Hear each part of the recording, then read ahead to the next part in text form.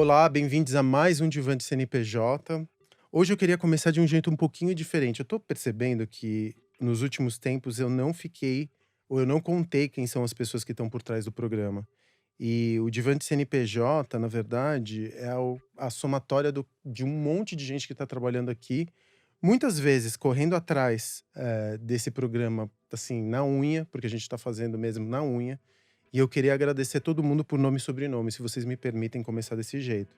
Quero, primeiro, antes de mais nada, agradecer a curadoria da Renata Ávila, que é minha sócia, o Thiago Bianco, que é o dono aqui da Pod 360 e é um dos que mais me incentivou a começar esse podcast, a Débora Sardelli, que é também coprodutora aqui dentro e é, assim, uma mina foda, que também tá agora me ajudando na curadoria, o Doriva, que tá cuidando da parte de edição e sound design, o Gui Dias, que está aqui no vídeo, cuida da engenharia de vídeo. E, bom, a produção fica com a Débora e com a Renata. E, não menos importante, o Felipe Lobão, que fica com a direção de conteúdo. Então, eu queria agradecer, antes de mais nada, a todo esse coletivo que está me ajudando a levar esse programa para frente e que, no final das contas, está trazendo resultados incríveis. Hoje eu estava andando pelo shopping, assim, porque eu fui carregar o carro, e uma pessoa virou para mim e falou assim: Nossa, eu te reconheci pela voz, porque eu estava ouvindo o Divan de CNPJ. Outro dia eu estava na fila de um supermercado e um cara virou e mostrou o celular dele e falou assim: Eu tô ouvindo você nesse exato momento. E eu fiquei tão feliz, porque no final das contas é isso, né? A gente tá fazendo isso aqui na unha, no coração, mas no final das coisas o que é importante é que a mensagem tá chegando. O programa tá crescendo em audiência no Spotify, no YouTube, tá tudo indo super bem, graças a você que tá nos ouvindo e graças à generosidade de empreendedoras como a Luana, que é a nossa convidada de hoje, que vai falar sobre a Troque, que fala também sobre assuntos tão candentes nesse exato momento, né? Que é a economia circular. A gente costumava há muito tempo falar sobre o brechó e todas as barreiras que o brechó tinha, né? Eu me lembro que eu sempre fui um comprador de roupas em brechó, e a Troca não é uma brechó, é uma startup, a gente vai falar sobre isso daqui a pouco, que passou recentemente por uma compra pelo Grupo Arezo, tá, tá, no final das contas, reinventando o mercado dos shopping centers, porque acho que é uma das primeiras lojas, se não a primeira loja, né, Luana, que monta lojas físicas, depois de ter começado, né, ser nativa digital, ter montado lojas físicas em shopping centers. Então, a gente vai saber dessa história rica e graças à generosidade de empreendedoras e empreendedores como a Luana, que cada divã tá virando uma aula magna que tá ajudando um monte de gente a estruturar seus negócios e que a gente não fala sobre esse só sobre negócio, porque no final das contas, essa é a teoria e a tese depois é apresentada pelos empreendedoras e empreendedores, é que CNPJ e CPF se confundem. Então a gente parte desse pressuposto. CNPJ e CPF, quando você tem um negócio pequeno, eles se fundem e muito do empreendedor tá no seu negócio, muito da visão de mundo do empreendedor tá no seu negócio. Então, por isso eu chamo hoje Luana. Muito obrigado pelo seu tempo. Eu sei que você está em Curitiba agora, né? Visitando uma das suas lojas. E eu queria que você se apresentasse, Luana, porque você diante de mim aqui, eu não vou ficar falando muito. Me conta, da onde você veio, onde você nasceu, o que que você estudou. Me conta um pouco da tua formação como empreendedora. Oiê, prazer estar aqui e principalmente com esse tema, assim, que me encanta o fato da gente falar de CPF, né, e CNPJ como uma coisa só. Eu acho que tudo isso faz parte do equilíbrio, né, de você entender que não são duas pessoas, que o empreendedor tem sua vida pessoal também e que bom poder estar conectado com a sua vida profissional, né. No meu caso, já vou começar contando qual que é a minha história. Eu acho que começa justo com essa conexão, né, essa busca dessa conexão do meu trabalho com o meu ser Luana, né, com o meu Uhum. CPF Luana. Eu sempre fui advogada, advogada tributarista por muitos anos, e eu Você gostava muito do que eu jura? fazia. Muitos anos não, né, porque eu tenho 35, então eu fui por 6 anos advogada, e daí foi um momento que eu fui aprovada no mestrado fora. Ai, gente, vou pedir desculpa, tá? Com a minha voz, tô um pouquinho resfriada aqui. No sul tá super frio, então tá todo mundo meio fanho, meio trancadinho. Relaxa, eu também tô Mas na mesma basicamente, situação. tá todo mundo assim, tá? Mas basicamente, eu tava em 2015 em Boston, tinha sido recém-aprovada no mestrado. E lá tomei a decisão de não fazer esse mestrado e de caminhar para outra perspectiva de carreira, justamente nessa busca de conectar meu CPF com meu CNPJ. Não que eu era infeliz, que eu estava insatisfeita, mas porque eu fiz uma autorreflexão de entender onde eu gostaria de estar nos próximos anos. Aquela história, né? Você está satisfeito com o que você tem feito nos últimos anos? Enfim, comecei a fazer essa pergunta que é tão válida, em divã ou não, né? Mas é tão válida aí para a vida. E foi aí que eu comecei a fazer um processo de transformação de carreira. Comecei estudando, eu sempre fui bastante estudiosa, tá? Então eu comecei pelo estudo, né? Em vez de migrar direto, eu acabei indo para um curso de marketing na Harvard. Então eu ia fazer meu mestrado LLM, né? Que chama em direito, na Boston University, e acabei caminhando para esse curso de marketing na Harvard. E aí mudou tudo. E aí eu comecei a entender, e nessa matéria nesse curso de marketing tinha uma matéria muito forte, que era comportamento de consumo. Uhum. E aí eu descobri minha grande paixão, assim, que era caminhar para tudo aquilo que fosse tendência de consumo. Aí eu encontrei a sustentabilidade como cerne de um possível negócio. Sempre fui apaixonada por moda, e daí, fazendo um grande resumo aqui para você, apaixonada por moda, mas não a moda por si só. Entendi vários negócios do futuro que envolviam sustentabilidade e redução de impacto da indústria, que hoje é considerada a segunda mais poluente. Uhum. E eu falei, achei onde eu quero estar e para o que eu quero me dedicar. E, enfim, daí começa o super começo da história da Trop, né? Uma mudança de carreira, um momento de vida de autorreflexão e uma super conexão sobre o que é a Luana, mais um CNPJ que estava prestes a nascer. Deixa eu te fazer uma pergunta. Quando você resolve abrir a troca, quantos anos você tinha? 31, se não me engano? 29, quando eu 29. fiz esse processo de transformação. Tá. E seus pais, o que eles fazem? Advogados. São os Meu pai dois é falecido há advogados. muitos anos, Aham. mas ele era advogado, Sinto. e a minha mãe era advogada também, formada em Direito, Entendi. muitos Então anos. você seguiu no começo, você é de Curitiba? Sou de Curitiba. Então você no começo seguiu o plano que a tua família tinha determinado. Enfim, às vezes a gente eles não determinam nada, mas o exemplo determina muita coisa, né. Às vezes é quase uma profecia que se autorrealiza. O meu pai, por exemplo, foi que escolheu que eu fosse engenheiro. De uma maneira bem delicada, mas foi ele que me inclinou pra profissão que eu comecei a ter no começo da minha vida. Então tá, então você começa dentro dessa matriz, né, de uma família de advogados, e você atua como advogada tributarista durante quantos anos?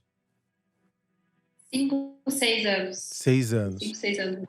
Aí você vai se É. especializar, você já deveria estar ligada à moda de alguma maneira, né, pelo menos você tinha um olho mais estetizado, que é uma coisa que a gente acredita que muitas vezes, eh sei lá, quando você pensa no engenheiro, num advogado, num médico, fica muito difícil você ligar estética a essas profissões, né? Porque as pessoas tendem a ver essas profissões como muito compartimentadas, como se as pessoas não tivessem interesses mais além da sua profissão. Até porque são profissões que demandam muito da tua energia intelectual, você precisa estar estudando o tempo inteiro, se especializando.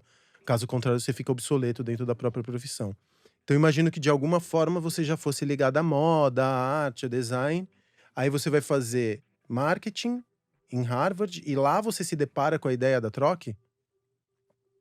Isso. Lá eu começo a abrir minha cabeça para novas tendências. Uhum. E ali eu vi que eu realmente gostava da área de comunicação. Eu acho que a troca é super isso, né? A gente vai falar um pouquinho mais sobre o que é a troca, mas a troca é super isso, e o grande sucesso da troca se dá pelo certo posicionamento que foi adotado desde o início, a forma como a gente se comunica. Aham. Mas foi sim, foi lá, e eu acho que quando eu também abri um pouco a cabeça, morando fora, a gente vê que nos Estados Unidos acontecem vários negócios antes de vir para cá, até algumas questões culturais que acabam acelerando o processo, né, e de desenvolvimento até.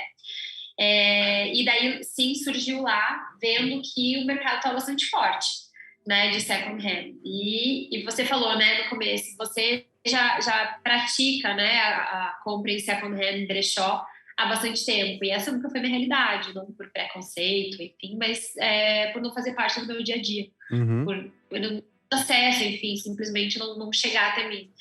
E lá eu descobri, lá eu entendi a força e a proporção que poderia tomar isso no modelo ajustado ao Brasil. Mas É, foi lá. me responde uma tenho várias perguntas pra te fazer. Deixa eu começar com uma. Da onde que você tirou o nome Troque? Por conta de por que é Troque o nome? Ah, eu vou te frustrar antes de tudo. Não, Bom, não me eu vou, frustra não. eu vou explicar a troque, né? Porque, enfim, a troque, idealizada já, é, é uma plataforma que conecta quem quer vender e comprar roupas usadas, né? Então, é um brechó, vamos chamar de brechó, porque a gente facilita o caminho De de compreensão do entendimento. negócio, né? Compreensão. Hum. Então é um brechó online, começa online, hoje tem lojas físicas, mas ele começa uma plataforma online. E o grande diferencial da Trog é que a gente traz um modelo para o Brasil, pensando que ele já cresceria em escala, então eu teria que ter uma plataforma de tecnologia que conectaria essas pessoas, sem ter que gerar um crescimento absurdo, uma escala de contratação de atendentes para poder fazer tudo isso. Então, como que funciona? É dentro do modelo que a gente estudou, as pessoas do Brasil hoje, elas têm uma dificuldade de fazer o desapego. A gente sabe que as pessoas não usam tudo que tem no guarda-roupa, usam de 20% a 30%, mas elas têm um desafio de desapegar. Por quê? Porque falta tempo, falta disposição, falta canal fácil de fazer isso acontecer. Ah, eu vou pegar minhas coisas, levar no brechó do centro, ou eu vou vender numa plataforma que eu tenho que fotografar, que eu tenho que responder, Uhum. que eu tenho que levar no correio. Então a gente entendeu que tinha que facilitar por um lado e gerar confiança, agilidade, enfim. Por outro lado, a gente entendeu que no Brasil ainda é um mercado que está crescendo, longe de ser consolidado, e que a gente tinha que trazer novos compradores. Para isso, a gente teria que criar um processo premium em que as pessoas receberiam aquelas peças com certificado de qualidade, não só autenticidade, que a gente dá para luxo, né, para peças que têm que Uhum. ser autenticadas, mas a troca fala assim: eu garanto a qualidade desses produtos para vocês. Uma espécie Então, de a uma troca ela curadoria, né? Exatamente, a gente chama aqui de curadoria, né? Triagem, curadoria, que é o que a gente faz. A gente tem um processo em que a cliente tem essas peças coletadas em casa, ela solicita pelo site uma coleta em casa, a gente coleta na casa dela, Em todo o coletado na Brasil? casa dela, todo o Brasil. Todo o A gente Brasil, tem pode ser no interior do Amazonas. Você vai buscar essas peças lá? não, a gente coleta em casa em 7 Em capitais 7 e capitais, tá. todas as outras cidades do Brasil a gente manda um código postal gratuito. Então a cliente não paga para enviar, ela vai ter a agência dos Correios e posta e ela não tem mais nenhum trabalho depois disso. Que Porque maravilha, eu não as sabia. peças Eu vou virar cliente de vocês hoje. é só feminino ainda, tá? A gente tá só com Ah, peça só feminina. feminino ainda, desculpa, você tem razão, eu tinha me esquecido desse pequeno Mas no detalhe. luxo vai entrar masculino também, luxo, peças, né, mais unissex a gente consegue entrar. Mas como que funciona? A gente recebe essas peças, a gente vai fazer uma triagem, cadastro, fotografia, cuidar dessas peças aqui dentro, vai ativar essas peças no site, fazer toda a campanha de venda dessas peças e vai armazenar essas peças aqui. Daí, quando a Mariana foi comprar uma peça da Troque, ela vai ter certeza que a peça foi passada pelos 10 pontos de contato da Troque, que está em nossa posse. Então, quando ela receber, vai receber numa caixinha da Troque, com o cheiro da Troque, com o papel de seda da Troque, com a experiência da Troque. O estorno vai ser fácil, né, caso não sirva. Então, o que a gente faz? A gente garante a qualidade de serviço para quem vai vender e para quem vai comprar. Lá em Boston, quando a gente começou a idealizar, a gente começou a fazer pesquisas, né, Uhum. mandar formulários, enfim, conversar com várias pessoas já aqui no Brasil, idealizando o modelo ideal para trazer para o Brasil. Ele é um pouquinho diferente do norte-americano, tá? A gente teve um benchmark, aí a gente tem uma abrasileirada no modelo dentro das pesquisas que a gente fez. Uhum. A gente falou, cara, vai ser isso, vai ser uma plataforma de compra e venda de roupas usadas e a gente vai pegar toda a operação pra gente. Imagina, 30 mil peças processadas por mês correndo aqui dentro. Para lá e para cá a peça. Eu estava agora na operação antes de entrar aqui. É uma loucura, é uma mágica que acontece, que peça para lá, peça para cá, peça vendida, peça entrando, peça para doação, tipo, é uma logística bem complexa que acontece aqui dentro todos Nossa, os dias. só de você falar eu já tô com um nó na cabeça. Deve ser É, ultra complexo e a gente vai falar sobre isso, mas aí desculpa, eu te interrompi. Você outra coisa para falar disso. Então. E daí a gente já idealizando como seria o modelo, Eu tinha uma amiga, que Hum. inclusive vai casar nos próximos dias, eu vou pro casamento dela, que morava embaixo do meu apartamento, uma amiga francesa, Uhum. que eu tinha chamado no sábado à noite, ah, Júlia, vem tomar um vinho aqui em casa, vamos conversar, quero te contar de um projeto que eu tô super apaixonada aqui. Já estava apaixonada, meu marido, fundador junto comigo, estava lá, estava tomando vinho. Eu falei, Júlia, eu queria criar um nome, mas eu pensei um nome francês, né? Já vamos criar alguma coisa. Eu perguntei para ela como que fala escambo, troca, troca, né, em francês. Então, ela me falou vários termos. Eu não sou fluente em francês, né, falo muito pouco. E ela foi me trazendo vários nomes. Eu falei, Júlia, nenhum desses é legal, me ajuda. E daí eu joguei o Google Tradutor lá, né, Uhum. escambo. Aí apareceu troca. Daí eu, Júlia, e aí, troca? Pode ser? Funciona? Existe essa palavra? É uma palavra arcaica, sei lá? Falou, não, pode ser. Acho que o nome é legal. Eu falei, troca significa troca, troca em português, olha que legal. Ela falou, pronto, né? Ui, temos. E daí a gente rabiscou esse nome. E sabe quando é um nome temporário, que a gente vai pegando, quando a gente viu, tava falando troque, e quando a gente viu, as pessoas pegaram troque, e a logo foi feita numa padaria, a gente só jogou lá, vamos serrar, que é a letra que a gente usa, e falou, nossa, essa letra é tão esteticamente legal, assim, representa o minimalismo de troque, e ficou. Daí alguns investidores na época falavam, tem que trocar esse nome, não é legal. Ai, gente, a única coisa que a gente tem de certo é o nome. Deixa esse nome aqui que vai dar certo. E quando a gente viu, pegou. Foi uma coisa super genuína, assim. Pegou e todo mundo já fala o troque. Antes era o troque. Até depois fez um processo para ser a troque. Mas enfim, né? A startup, a plataforma, o site, X. Mas é isso, a história, ela... Aproveitei para contar um pouquinho do que a gente faz, mas a história, ela não é tão encantadora assim. Não, eu acho a história super encantadora, porque eu acho que assim, eu que tenho que dar nome pra vários dos meus negócios, muitas vezes te causa uma ansiedade terrível, né, pra você achar o nome. E às vezes as coisas têm começos simples. Um Google É, Translator que no final e troca é um nome super sonoro, né? Ele gruda na cabeça, ele tem essa relação com o português, ele permite internacionalização e ele é sonoro. Eu acho o nome genial. Eu eu acho que as coisas muitas vezes têm origens modestas, pouco pretensiosas. Agora deixa eu te fazer uma outra pergunta. Eu me lembro que quando eu sempre comprei muita roupa online usada, há muitos anos, né, uns 10 anos eu usava o eBay para fazer essas compras, e eu queria comprar umas camisas, xadrez da Wrangler, eu me lembro que eu comprava umas camisetas Lightning Bolt da década de 80, OP, eu ia atrás de peças que tinham de marcas que eu tinha uma relação afetiva na minha adolescência, quando eu era moleque. E eu me lembro que eu comprava e era uma dificuldade, porque os gringos eles abriam a peça e colocavam todas as medidas, ombro a ombro, ombro, punho, pra onde ia até o waist, daí era uma engenharia de medidas que eu comprava mais ou menos achando que ia servir, muitas vezes não servia, às vezes a modela então eu fiquei comprando essas roupas no eBay, eu me lembro assim, teve uma época que eu fiquei encanado em comprar roupa no eBay, eu só me vestia comprando roupas por ali, e quando chegava, às vezes eu me decepcionava e já não conseguia mais devolver, né, porque os vendedores estavam na gringa. A gente tem uma relação aqui no Brasil muito diferente dos gringos com relação aos brechós. Isso desde a década de 80, 90, que é quando os brechós, salvo eu esteja enganado, você sabe falar disso muito melhor que eu, começaram a se popularizar no mundo da moda. Eles primeiro entraram como uma forma de você ter moda acessível, né, de você consumir aham. moda, sem gastar muito por isso, e hoje em dia eles são motor, porque no final das contas a gente está discutindo muito a sustentação de uma indústria que é muito poluente, como a indústria da moda, você falou que ela é a segunda mais poluente do mundo. Então a gente não consegue sustentar mais.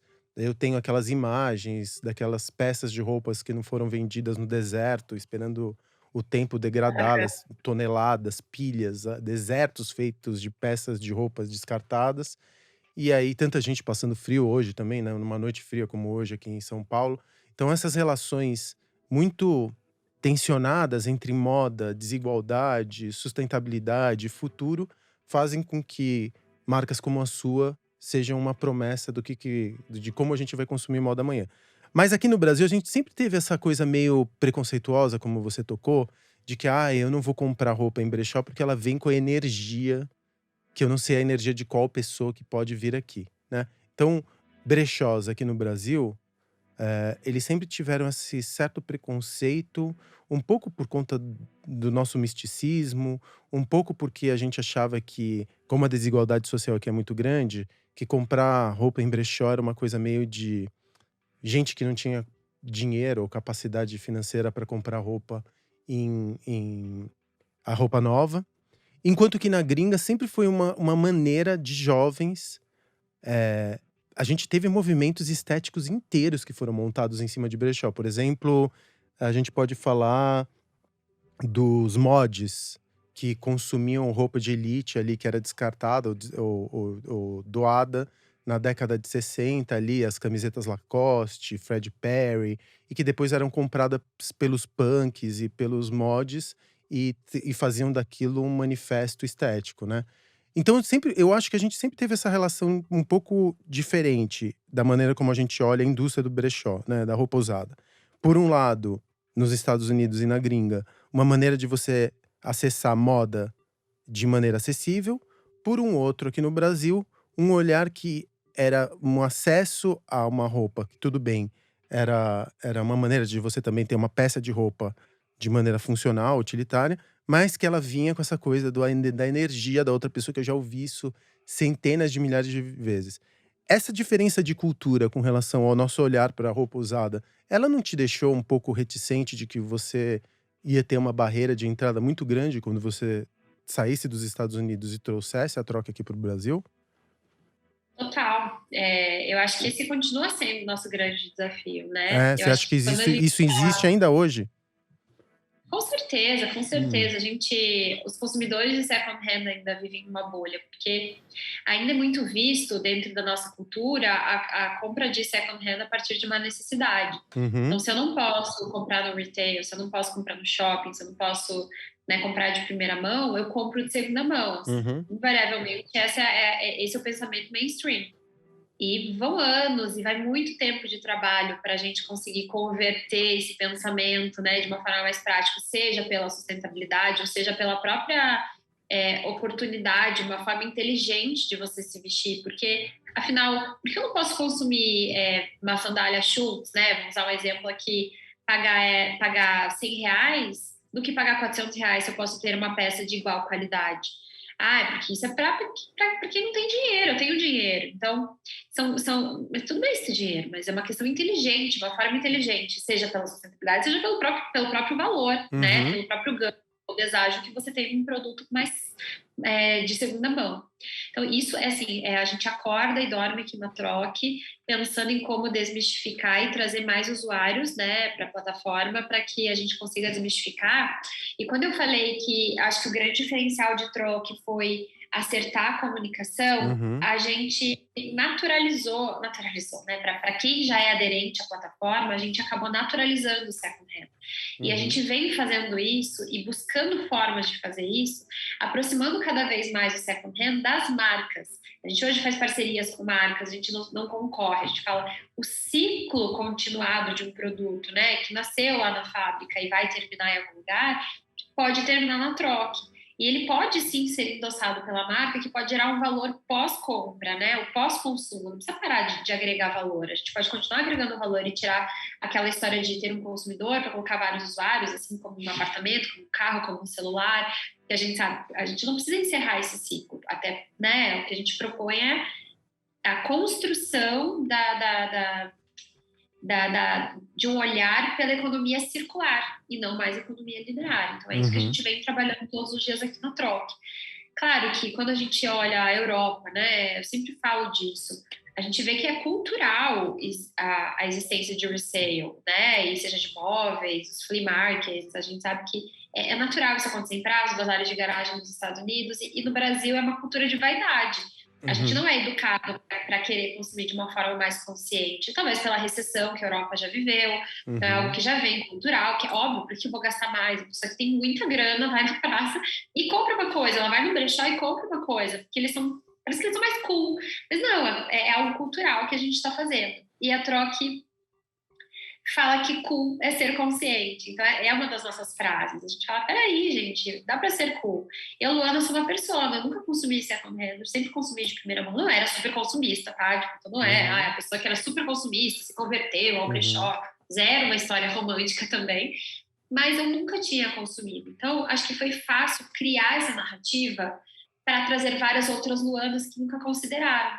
E chegou um momento em que a gente tinha uma base de 90% das novas compradoras nunca tinham consumido brechó. 90%. Nossa, Falei, como que cara, você conseguiu a gente está acessar essas fazendo compradoras?